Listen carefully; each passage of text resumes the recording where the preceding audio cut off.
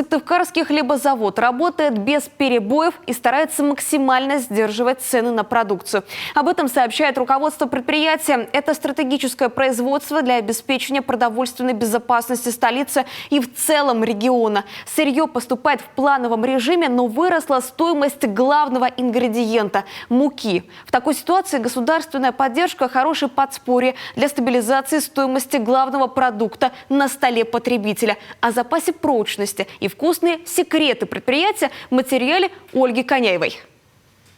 Основное сырье для нашего предприятия – это мука. В данный момент муку просеивают на просеивателе, и она уходит по шнекам в металлические силоса, с которых уже непосредственно будет производиться подача на производство. А еще здесь масло, сахар, маргарин и другие ингредиенты. Когда по всей стране случились перебои, предприятие работало благодаря запасам и отлаженной системе поставок. Хлебозавод за счет внутренних резервов максимально сдерживает конечную стоимость продукции, в первую очередь хлеба.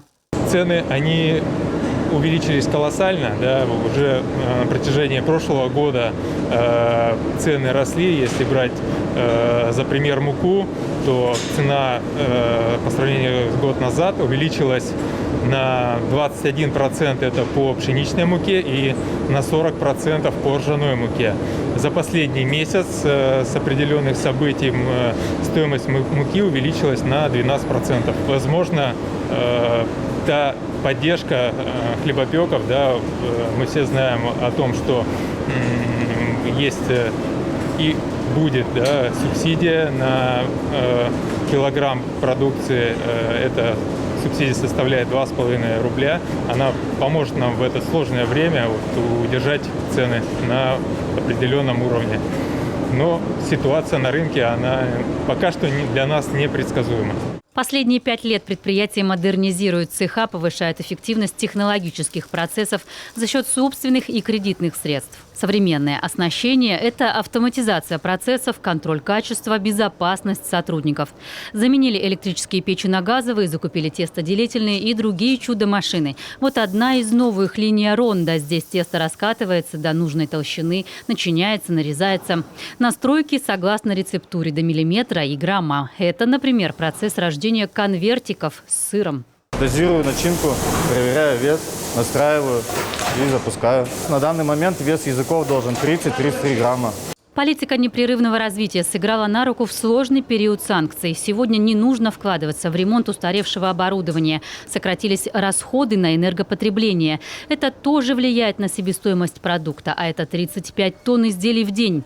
Для развития нужны и новые вкусности. За 5 лет ассортимент увеличился в 4 раза. Предприятие производит 240 наименований продукции. Это новая позиция, буквально в прошлом году разработанная. Пирог творожный бывает еще с яблоком, корицей и вишней. Соотношение цена-качество понравилось потребителям, пришлось увеличить объемы производства. Неделю назад запустили сметанный десерт со вкусом мокко и малины. В разработке кексы, творожные корзинки. Каждый продукт перед выпуском проходит многоразовую пробу местных технологов. Последний тренд – хлеб небольшого размера. Мы уже сейчас сделали маленькие булочки «Будь здоров» с отрубями. Кроме того, уже выпустили булку «Будь здоров» с пророчным зерном. И сейчас мы продолжаем работать в этом направлении. То есть мы делаем маленькие хлеба, здоровые хлеба, полезные хлеба, то, что можно дать ребенку в школу, то, чем можно позавтракать по утрам. Потому что, по большому счету, хлеб даже для тех, кто худеет, он очень важен. Он содержит очень много полезных веществ, нутриентов. Коллектив 730 человек на производстве и в магазинах. Алена Ревицкая начинала простым фасовщиком, сегодня тестовод 3-го разряда. Проблемы в хлебопекарной отрасли в целом есть, но здесь все без потрясений. Есть возможность обучения и роста. С раскаточного стола на подсадчик и уже пруфер, в люльке пруфера. А дальше идет расстойка. Вот пруфер, значит, проходит все. В расстойке расстаиваются тестовые заготовки и идет отсадка уже на под. И там на поду в печке они выпекаются. Очень красивые батоны наши и вкусные. 15 тысяч тонн теста Сыктывкарский завод производит в год. Это вес примерно 3000 слонов.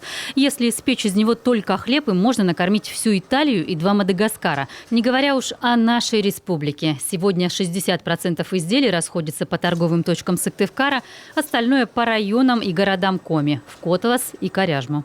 Безусловно, можно приобрести нашу продукцию в нашей фирменной торговой сети, которая представлена более 2 десятков магазинов в городе Сыктывкаре и в близлежащих районах, таких как, например, там, в городе Емва, в городе Микунь есть наша торговая точка, в Обьячево, в Жешарте, ну и в некоторых других населенных пунктах. Один из крупных инвестпроектов уже в процессе строительства склада и автоматической подачи муки в нужной дозировке сразу на производство. Цены на оборудование выросли, потому нужны время и ресурсы на его оснащение. Проект позволит сэкономить сырьевые и трудовые резервы, нарастить объем хранения до 360 тонн. С таким запасом перебои с поставками точно не страшны. Ольга Коняева, Алексей Паршуков, телеканал Юрган.